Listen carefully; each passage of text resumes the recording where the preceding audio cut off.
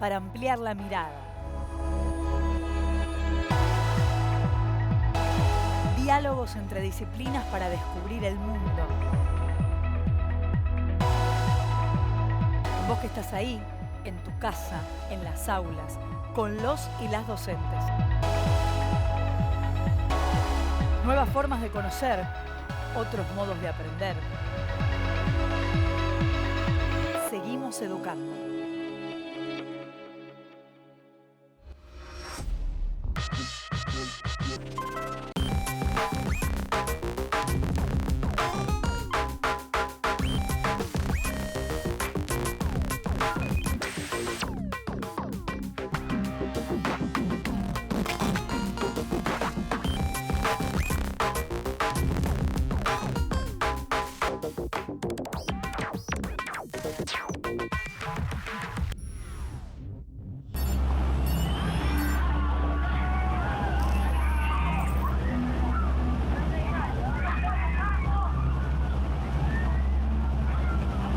En la escuela, ponele, si vieron que una vez sola te cagaste a piña y te la bancaste, ya quedas marcada como que te la bancás.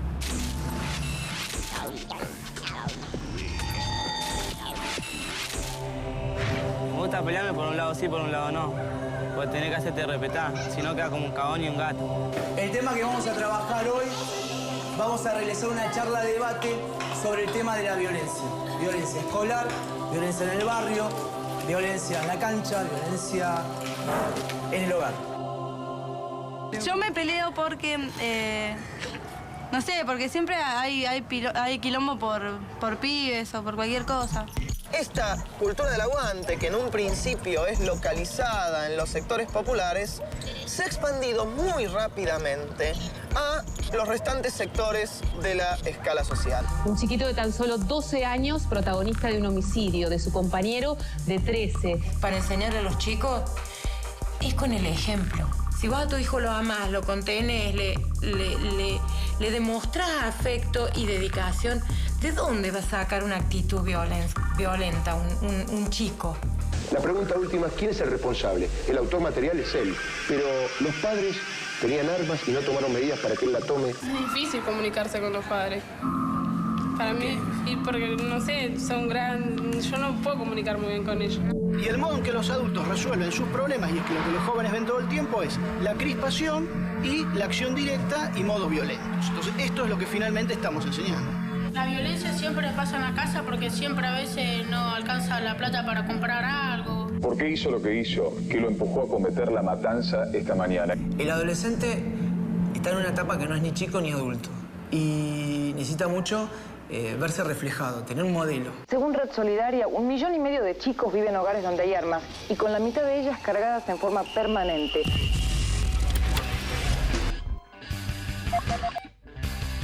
Yo, por suerte, nunca participé de ninguna pelea, pero sí tuve oportunidades en las que vi otras personas pelearse. Nunca participé en peleas, ya que creo que hay otras formas de solucionar los conflictos. Para mí estas peleas se arman porque les gusta pelear. Pienso que las peleas se arman por pavadas, comienzan como chiste o alguna palabra hiriente. O porque quisieron resolverlo de otras formas y como última instancia terminaron peleando. Siempre cuando era chico me decían que los conflictos se solucionaban hablando. Las frases "no llores como niña" o "pareces una mariquita" las escucho mucho. Sí, escuché la frase "lloras como una nena" o "pareces como una mariquita" cuando juego con mis amigos. Y me gustaría dejar de escucharlas. No le doy tanta importancia porque pienso que si sos hombre o mujer tenés el mismo derecho a llorar o a sentirte mal por una cosa. Creo que llorar es humano y no importa si sos mujer o varón. Que seas hombre no significa que tengas que ser uno que tenga que pelear y bancársela siempre. Todos tenemos derecho a expresar nuestros sentimientos. En ocasiones escuché decir "tiene aguante", creo que se refieren a quien se la banca más y se muestra más fuerte. Pasaría que si me niego una pelea, usualmente uno quedaría visto en general como el que no tiene, como el cagón. Creo que las peleas suceden porque la gente piensa que es lo más fácil, la forma más fácil antes que discutirla charlando. Todo eso depende del tipo de amigos o grupo de personas con el que te juntes. En la Argentina contamos desde el año 2006 con un Programa Nacional de Educación Sexual Integral, que da herramientas a niños, niñas y adolescentes para pensar sobre su cuerpo, su salud, su sexualidad, sus emociones. Y también para pensar y reflexionar sobre algunos elementos de nuestra cultura y de nuestra sociedad. La Ley 26.150 de Educación Sexual Integral, la ESI, establece el derecho que tienen niñas, niños y jóvenes de todo el país a recibir educación sexual integral. ¿Qué quiere decir esto? Que es una educación sexual que no solo abarque contenidos relacionados con lo biológico, como se pensaba en algún momento, donde los saberes de este área eran sobre el aparato genital o los cambios en la pubertad. Por supuesto que estos temas son parte de la ESI, pero esta no se agota ahí. Implica mucho más porque nuestra sexualidad no es solo una cuestión de hormonas o de órganos del cuerpo.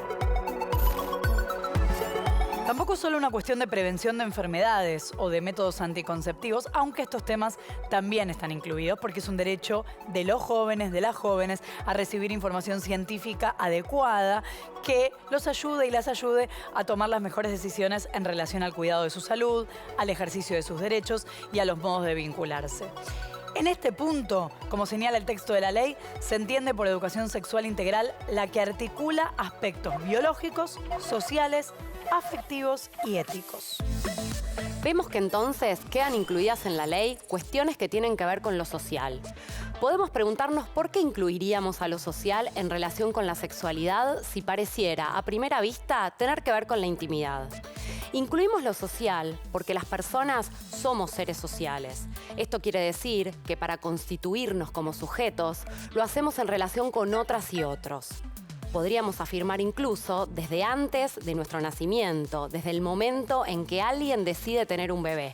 La cantidad y la posibilidad de elegir está marcado por el contexto sociohistórico en que esa persona se desarrolla. Por ejemplo, para muchas mujeres durante mucho tiempo la maternidad era un mundo obligado al que debían dedicarse exclusivamente y desde muy temprana edad. Afortunadamente, hoy reconocemos que hay diversas maneras de concebir la maternidad, así como la crianza.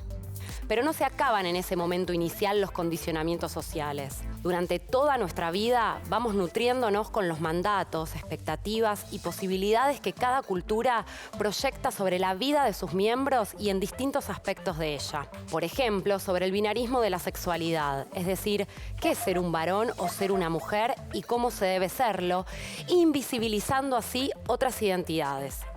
También los mandatos sociales se proyectan sobre cómo nos vestimos, qué ropa y qué colores usamos, cómo nos movemos, cómo nos vinculamos con otros y otras, qué hacen los varones y qué hacen las mujeres, qué posibilidades de elecciones amorosas son aceptadas y cuáles no, cómo discutimos, qué tipo de violencia padecemos y o practicamos. Las personas nacemos con diferencias de orden biológico. Una de estas es el aparato genital con el que llegamos al mundo. A partir de esta diferencia sexual orgánica se construye el género, es decir, la atribución de expectativas, deseos, mandatos que recaen sobre los sujetos y les imponen determinadas cuestiones según su genitalidad. Nuestros cuerpos se van llenando de sentidos sociales que construyen el género. A partir de que nos enteramos el sexo de un bebé en la ecografía, compramos pelotas, objetos celestes y la camiseta de fútbol como la del papá o en otro caso muñecas, tacitas de té y una colección de prendas rosas. Marcas que desde un inicio nos muestran qué significa ser varón y ser mujer. En este proceso se constituyen los estereotipos de género que determinan cómo debe ser un varón y cómo una mujer. En nuestra sociedad, las mujeres estuvieron históricamente asociadas a lo maternal, lo tierno, lo débil. Así leemos desde nuestra infancia novelas y cuentos donde las niñas son rescatadas y salvadas de todos sus males por un héroe forzudo y valiente. Igual, los juguetes para nenas incluyen artefactos domésticos como cocinitas, casitas de muñecas, bebotes para cuidar y aprender a maternar. Muñecas articuladas con cuerpos como modelos y mucha ropita para estar radiante y preocupada por su look. Para ellos, en cambio, abundan las armas y superhéroes, objetos de lucha, juguetes de construcción y se los invita a practicar deportes en grupo y de contacto. Estos juegos estereotipados y juguetes condicionan saberes, comportamientos y elecciones. Además, estos estereotipos no solo representan diferencias entre unos y otros, sino que también proyectan desigualdades. Si bien son las mujeres las que se vieron más perjudicadas en este proceso, con menos posibilidades de acceder a la educación, a un trabajo remunerado y a ciertos derechos sociales como el voto, los varones también sufrieron por estas arbitrariedades. Sobre los varones recaen un montón de expectativas y mandatos que, en tanto estereotipos sociales, esperan de todos lo mismo, borrándose la diversidad que existe entre ellos. Estas expectativas con relación a la masculinidad implican sufrimientos y un alto costo para los varones. Las mujeres quedaron objetivamente por fuera del acceso a ciertos bienes culturales y políticos. Por ejemplo, durante mucho tiempo no pudieron cursar en la universidad, no podían participar como ciudadanas ni eran dueñas de manejar sus bienes patrimoniales. Los varones tampoco son libres a la hora de expresar y vivir sus deseos, sus emociones o sus identidades. Por todo esto es importante resaltar que los estereotipos de género resultan opresivos para las mujeres y también es importante reflexionar cuánto lo son para los varones. De ellos se espera que sean valientes, rudos, autosuficientes, que deben estar siempre dispuestos y activos sexualmente y que no pueden sufrir ni enfermarse, entre otras cosas. Otros mandatos sociales, aún más invisibilizados, están relacionados con la salud. Observamos que, mientras que existen y se difunden publicidades de prevención del cáncer de mama, no aparecen, por ejemplo, campañas previniendo el cáncer de próstata, lo que refuerza el imaginario de que los varones no se enferman ni padecen malestar en sus cuerpos, cuestiones que parecerían, desde esta lógica, afectar su rol de proveedor y hasta su masculinidad. Por todo esto, los varones llegan mucho más tarde a las consultas médicas, en muchos casos cuando la enfermedad ya está avanzada. Yo soy muy macho, como debe ser. Faltaba más. Como vimos, podemos afirmar que la masculinidad no es un hecho biológico, sino que es un aprendizaje que se da en la construcción de identidad a través de ciertas expectativas y mandatos que se imponen sobre ellos. Este estereotipo de masculinidad hegemónica queda vinculado necesariamente con la violencia y el ser fuertes, dominadores. Otro mandato fuerte para los varones es el de la autosuficiencia. Vale decir, hacer todo solos, no necesitar ayuda, no depender ni confiar en nadie, tener el control, seguir e imponer las propias reglas sobre los demás. Esto se traduce como un privilegio a través del ejercicio de poder, de dominio y de control, que aparecen como atributos intrínsecos a la masculinidad. Se trata de un mandato que viene acompañado de otro. Tener que ser siempre fuertes, resistentes, duros, tenaces, arriesgados, estar siempre a la ofensiva, enfrentar el riesgo y no demostrar debilidad, pasividad ni vulnerabilidad, ya que estas características están connotadas como femeninas y por tanto son temidas y no deseadas. La fuerza física y o la violencia aparecen entonces como atributos de la masculinidad deseada, de manera que podemos pensar que para ser varón históricamente había que ser en algún sentido violento, o mejor dicho, para demostrar a otros que se es varón, hay que ejercer violencia para confirmar que uno no es vulnerable.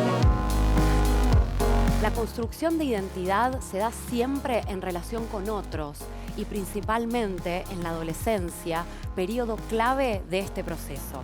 Es ante esos otros donde uno debe mostrar que es bien hombre, es decir, que puede demostrar y responder a lo que se espera de él según el estereotipo social. La violencia es un elemento clave en la masculinidad, porque funciona para poder mostrar frente a los otros que uno no es vulnerable. Desde los juegos de manos que los varones juegan desde pequeños, hasta mostrar fuerza en pulseadas o pelearse con la bandita rival.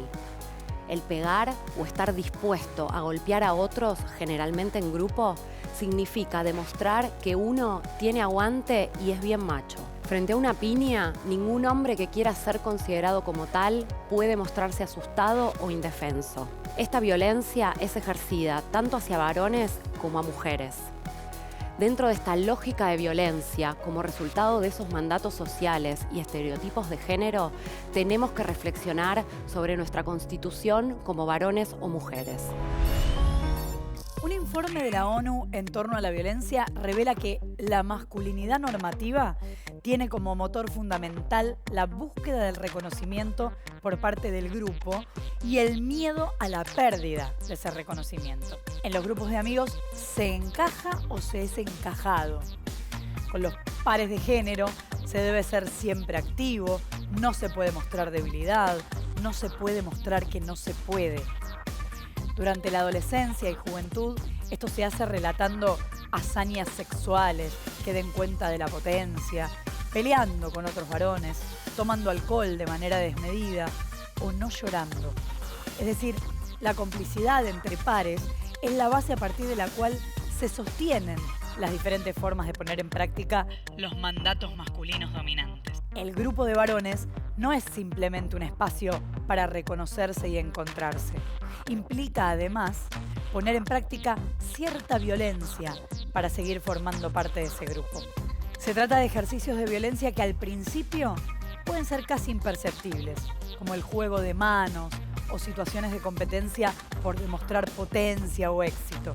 Pero con el tiempo se van transformando en formas de violencia que se ejercen sobre mujeres o todas aquellas personas consideradas inferiores desde ese lugar de poder. Pero esta construcción de la masculinidad, basada en la violencia y el no cuidado, tiene consecuencias negativas. Datos del Programa Nacional de Salud Integral en la Adolescencia del Ministerio de Salud y Desarrollo Social de 2018 revelan que los varones se encuentran más expuestos, por ejemplo, a contraer el virus del VIH por no cuidarse.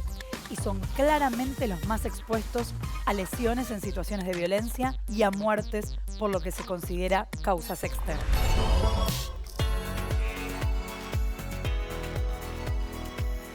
Como sociedad, nos lleva un gran trabajo poder revisar mandatos, estereotipos que tenemos naturalizados y que implican cuestionar algunos privilegios, como también poder ponerle nombre a las cosas que sufrimos. Nací en Azul hace muchísimos años y me fui a vivir al campo con mi abuela hasta que mamá se casó con Martín y me fueron a buscar. Mi papá me dijo, che, me parece que vamos a tener que adoptarte porque el tema de los papeles, porque si pasa algo, para estar igual con tus hermanos. Y fuimos los 5, mis 2 hermanos, y la jueza nos dijo, le preguntó a mis hermanos, ¿están contentos que van a tener una hermana? Y nos pusimos todos a llorar. Y ahí me di cuenta que era mucho más que un trámite legal, que era como legalizar algo que siempre había sido así. Pero ahí me di cuenta de la importancia de lo legal, de la importancia que frente a la sociedad y frente a la ley vos tengas un nombre, ¿viste? Como que cambia todo. Tuve el deseo de ser padre. Es un sueño que tenía desde muy chico. Cuando se empezó a abrir socialmente el tema de la adopción, dije, yo quiero. Me dice, pero eso no solo abre el panorama, porque Ariel tiene toda una familia construida con abuelos, hermanos, primos. Entonces digo, wow, uno piensa que tiene que ocultar, porque yo nunca fui a ocultar nada. Pero dije, bueno, acá hay que ocultar. Y al final, no. Trabajar los ejes propuestos implica abrir en las escuelas espacios para poder pensar las masculinidades, entre otras cosas, para pensar cuántas de nuestras conductas responden a esos mandatos más que a nuestros propios deseos. El Programa Nacional de ESI nos brinda espacios para que ellos también puedan pensarse y deconstruirse en beneficio propio y de los demás. Para que podamos respetar los diversos modos de ser varón y para que ellos también puedan expresar su afectividad lejos de la idea de que los hombres no lloran, para que puedan defender sus derechos. Pensemos, por ejemplo, en la licencia de paternidad de escasos días que les impide participar en las tareas de cuidado. Para que puedan cuidar su salud y visitar los servicios médicos sin sentir que se pone en riesgo su masculinidad. Y para garantizar la equidad de género sosteniendo igualdad de derechos.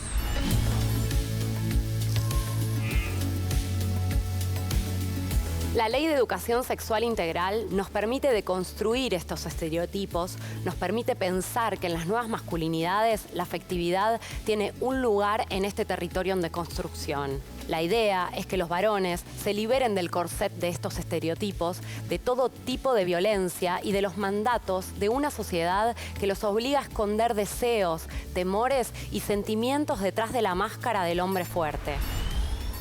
Deconstruir no es destruir. Deconstruir es desarmar el modo en que el sentido común nos hace a todos pensar del mismo modo. Por eso cuando deconstruimos, emancipamos a la realidad de su sentido único y mostramos que todo puede ser de otra manera.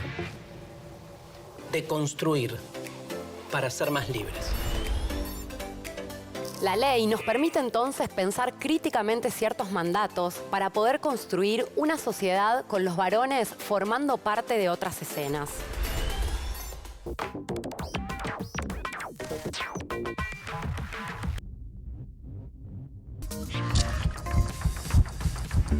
En la escuela también existen expectativas diferenciales de rendimiento y de comportamiento. Así que mandate 8 a pegarme. Encima le pegas tu Ulises, cabón. Pegas tu Ulises, cabón. La dedicación, la prolijidad, la buena conducta y el silencio son esperados de las niñas. Silencio, por favor, Morosi. Carrizo. Basta, por favor. ¿Se sientan? Y la inteligencia y la mayor participación deportiva de los niños. Ser chica te complica un poco. Depende del grupo social con el que estás, pero capaz estás en un grupo así como muy estructurado, muy a la antigua. Es como medio cosa de macho. Son muchos los prejuicios porque capaz como sos chica, sos media delicada y todo eso, pero... La gente en general dice que somos machonas, que somos más débiles al caernos. Si no se lastiman y dicen, uy, no, me lastimé y... No quiero andar más. No me gusta este deporte, así. Que aprenden a disfrutar del deporte de todos los días, más allá de la frustración. Las chicas tienden a desarrollar baja autoestima en ciertas áreas de conocimiento, lo que no solo las limita en la escuela, sino que condiciona sus elecciones en estudios posteriores. La naturalización de las ambiciones de poder de los varones les otorga una posición ventajosa, pero como vimos también, los condiciona a la hora de tener que responder exitosamente a esos mandatos sociales. Los mandatos de ser una persona importante y de competir para ganar están muy presentes en la socialización masculina. Del mismo modo que lo están la búsqueda de protagonismo, la valoración de la jerarquía y del individualismo en detrimento de lo colaborativo. ¿Qué es esto? Es la firma de mi mamá, ella firma así, es analfabeta. Esteves, vamos a llamar al gabinete psicopedagógico para que citen a tu mamá. Fíjate si te conviene que llamen a mi mamá. ¿Qué, me estás amenazando? Sí, la estoy amenazando. Eso condiciona también sus elecciones a la hora de pensar en vocaciones y profesiones futuras. Yo cuando sea grande quiero ser futbolista profesional o administrador de empresas. De grande quiero ser ingeniera ambiental o profesora de matemáticas. De grande quiero ser futbolista profesional y si no, todavía no tengo algo decidido. Ante la aseveración de me tengo que hacer respetar y si me pegan, pego, los adultos y la escuela deben instalar otra modalidad. Por un lado, encontrar una mediación que prevenga esta situación y por otro lado, las y los jóvenes siempre tienen la opción de acercarse a un adulto y pedir ayuda. Vos ingresaste este año en el colegio, ¿no? Sí. ¿Cómo va la adaptación? Bien. Pero también la opción más válida, negarse a pelear sin que eso menoscabe su masculinidad. ¿De qué te la das, loco? ¿Qué sos, chabón? ¿Qué sos? ¿Qué se quita acá? ¿Sos guapo encima? ¿Sos guapo encima? Anda, está bien, cuídate. En muchas escuelas, el Consejo de Convivencia, el órgano conformado por representantes de los distintos sectores institucionales, tutores, coordinadores y autoridades, que tiene el propósito de promover un clima institucional saludable y facilitador de la tarea educativa, actúa como mediación e interlocutor legítimo ante los conflictos entre pares, reflexionando sobre actos de violencia.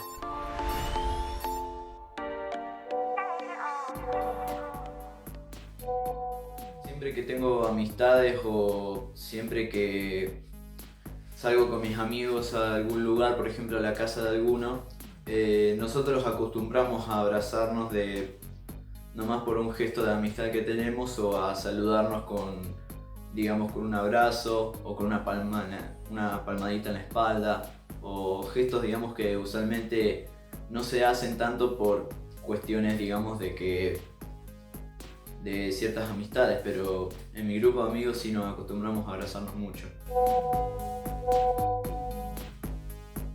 Sí, a muchos. No, por lo general en las tareas escolares me ayuda más mi mamá. Sí, es común ver a hombres mostrando su afecto. Quiere decir que tienen una buena relación.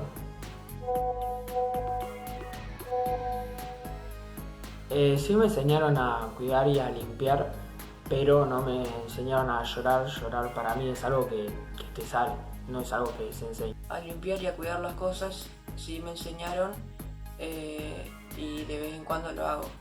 Sí, me las enseñaron. Yo no soy una persona de hacer esas cosas mucho porque nunca tengo la necesidad de llorar muchas veces, pero sé que son cosas normales y que no me tengo que sentir mal o sé que no tengo que estar, por ejemplo, asustado o debería sentir vergüenza de hacerlas.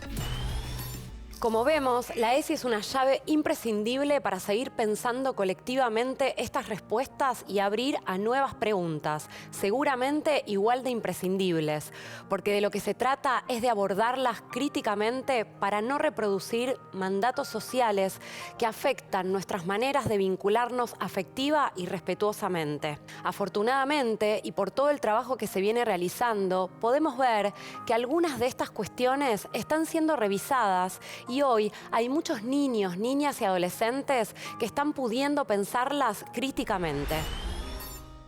¿Te dan terror los pinchazos?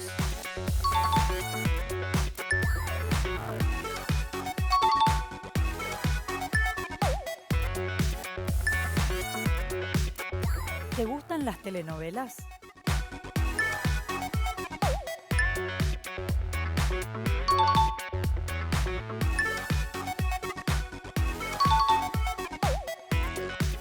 ¿Jugaste con muñecas?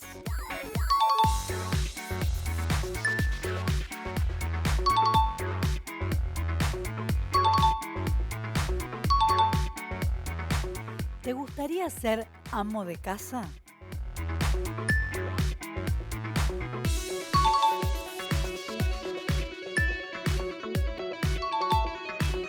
¿Usás ropa de color rosa sin problemas?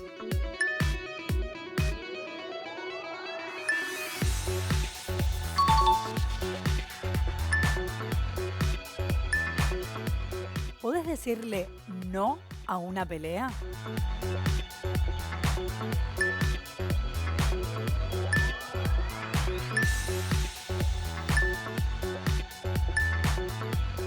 ¿Llorás cuando te emociona mucho algo?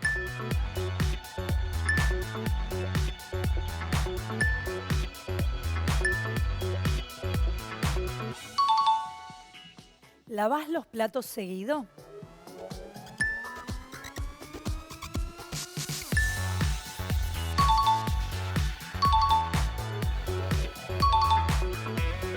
¿Sos romántico?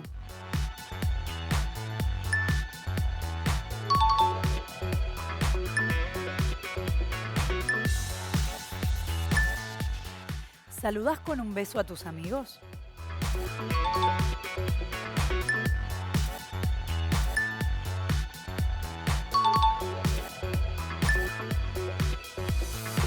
Como vimos, los estereotipos funcionan como un guión que intenta marcarnos cómo debemos vivir, qué cosas están permitidas y cuáles están prohibidas. Muchas de esas ideas representaron desigualdades que perjudicaron a las mujeres. Pero hoy quisimos invitarlos a invitarlas a pensar sobre los estereotipos que condicionan a los varones imponiéndoles una masculinidad fuerte, rígida y hasta violenta. Por eso seguiremos compartiendo espacios como los que propone la Ley de Educación Sexual Integral para pensar y pensarnos. Y seguir analizando críticamente los estereotipos con los que convivimos. Porque ser varones no tiene que significar ser violentos.